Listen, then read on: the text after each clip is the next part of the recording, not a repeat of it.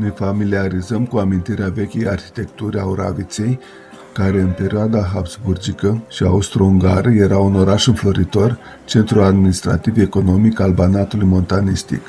Aici se găsește muzeul celei mai vechi farmacii din Banatul montanistic și care din 1855 a fost numită la Vulturul Negru, nume purtat și de alte farmacii din spațiul austro-ungar. Așteptăm ca alți turiști să părăsească micul muzeu. Posibil ca un punct farmaceutic să fie existat deja încă din anul 1721, dar prima mențiune a acestei farmacii este din 1763, fiind deservită de șpițerul Eduard Winter. Din 1790 urmează Johannes Lederer, un farmacist calificat. Gloria farmaciei începe din 1820, după preluarea ei de către Karl Knoblauch, usturoi în traducere. Intrăm în farmacia muzeu, dar secvențele video sunt puține, deoarece filmarea ne-a fost interzisă. Sus vedem un microscop Zeiss, serie experimentală dăruit familiei Knoblauch în 1871. Iar jos, în dreapta, o farmacie de buzunar din 1864 și la stânga o trusă laringoscopică.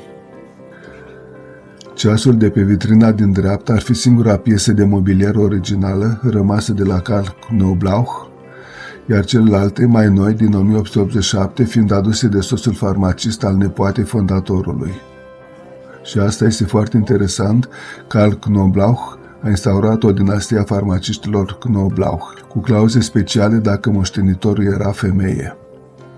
Și dinastia de farmaciști a rezistat timp de 5 generații până prin 1950, statul comunist preluând farmacia în urma naționalizării din 1948. Casa de marcat, produsă în Statele Unite la începutul secolului 20, ar fi încă funcțională. La dreapta, depozit și arhivă.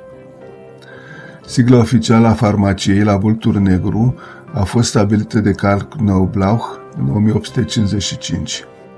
Trebuie subliniat că familia Knoblauch și-a depășit cu mult condiția de simpli farmaciști.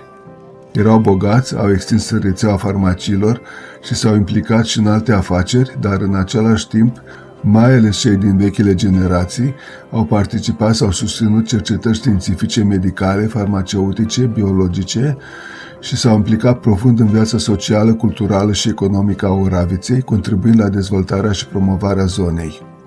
După cum observăm în vitrine, farmacia muzeu conține o bogată colecție de exponate autentice din perioada de la sfârșitul secolului XVII și până în anii 1950, reprezentând instrumentar farmaceutic, recipiente, piese și aparate pentru prepararea unor medicamente, rețetare, adrese.